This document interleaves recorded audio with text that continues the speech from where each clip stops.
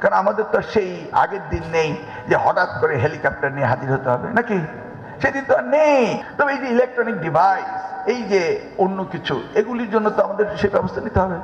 তো এবার বেশি কিছু করার দরকার নেই, সিম্পলি আমরা ক্লোজ সার্কিট ক্যামেরার কথা বলেছি। এটা কিন্তু শুধু পরীক্ষার জন্য নয়, এই ব্যাপারে ভুল বোঝা যাবে না।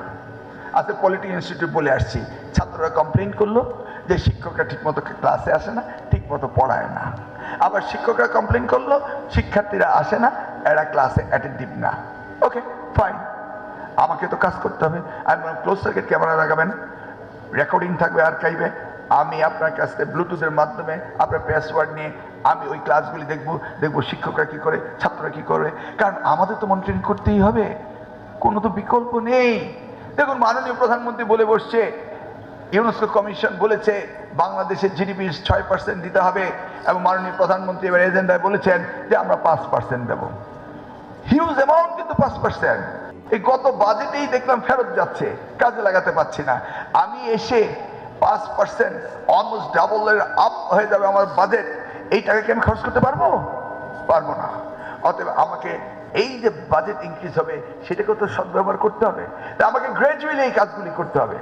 এবার ধরুন আমরা টার্গেট করব জিডিপি 3% পর্যন্ত নেওয়া যায় কিনা, আমরা টিচার্স ট্রেনিং, শিক্ষার মান উন্নয়ন, কিভাবে কারিকুলাম সিলেবাস থেকে শুরু করে সব কিছু কীভাবে উন্নয়ন করা যায়, গ্র্যাজুয়ালি আমরা বাজেট নেব এবং এটাকে আমরা সদ্ব্যবহার করব।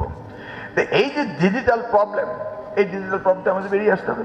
সেই জন্য আমরা বলেছি প্রত্যেকটি ক্লাসরুমে আমাদের এই ক্যামেরা পদ্ধতি থাকতে হবে। তাহলে আমরা ঢাকায় বসে বা রাজশাহীতে বসে, রাজশাহী বোর্ড যারা আপনাদের অথরিটি রয়েছেন তারা সেখানে বসে ক্লাসরুমে বসে দেখতে পারবে যে ক্লাসরুমে ক্লাস কন্ডাক্ট হচ্ছে কিনা ঠিক মতো। এখন এই কথা শোনার পর অনেকে বলছে ছাত্রছাত্রীদেরকে ঘাড় ঘুরাতে দেওয়া যাবে না। কেন? ছাত্রছাত্রী ঘাড় ঘুরাবে, রিল্যাক্স।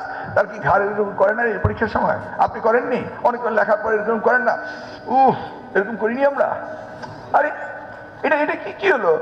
ঘাড় ঘুরানো যাবে না, এটা কোনো কথা না। আমরা বলেছি ক্লাসরুম কন্ডাক্ট রেসিপ্রোকাল কিনা, শিক্ষকরা ঠিক মতো ক্লাস করে কিনা, ছাত্ররা ঠিক মতো মনোযোগ দেয় কিনা, এগুলিকে আমরা বিবেচনা আনবো।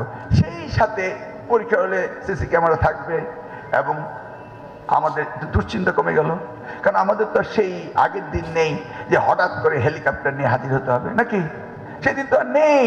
আমি ঘরে বসে যদি পৃথিবী দেখতে পারি, ঘরে বসে আমি ক্লাসরুম দেখতে পারবো না কেন?